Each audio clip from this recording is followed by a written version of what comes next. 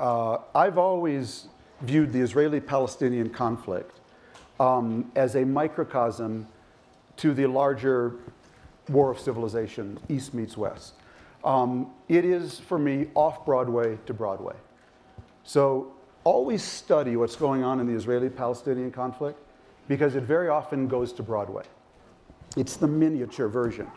So airline hijacking started there, went to Broadway. Suicide bombing started there, went to Broadway. The effort to build the other into and work with the other through reconciliation into a kind of alternative. They called it Oslo, we called it Iraq or Afghanistan. So what I asked myself in my last trip to Israel, David, is what's playing off Broadway? And I wrote about it at the time because what's actually playing off Broadway, I was in Israel in January, and they have a show there that's a kind of cross between Saturday Night Live and Jon Stewart and Colbert. It's called Eretz Nideret, Wonderful Country.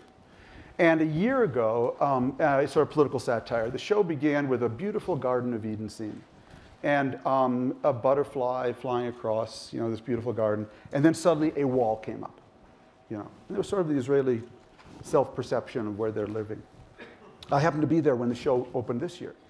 And this year, the show began, again, beautiful Garden of Eden scene, butterfly, birds, A wall comes up, and then a dome comes over the top and seals Israel off. And I thought that's a very interesting bit of self-analysis of how they see the world. So what's playing off Broadway is a sense, in my view, that the world is actually, the big divide in the world is no longer east-west, socialist, capitalist. I think the big divide in the world now is the world of order versus the world of disorder. And we have got these islands. So if I were to blindfold you and take you to the Middle East and take off the blindfold and ask you where you are, you would say, I'm actually in Nairobi. But I would tell you, you are actually at the Tel Aviv bus station. Because if you go to the Tel Aviv bus station today, what you will see on every corner are large numbers of young African men on cell phones. And what that is about is the most important number in Israel today, which is 52,000.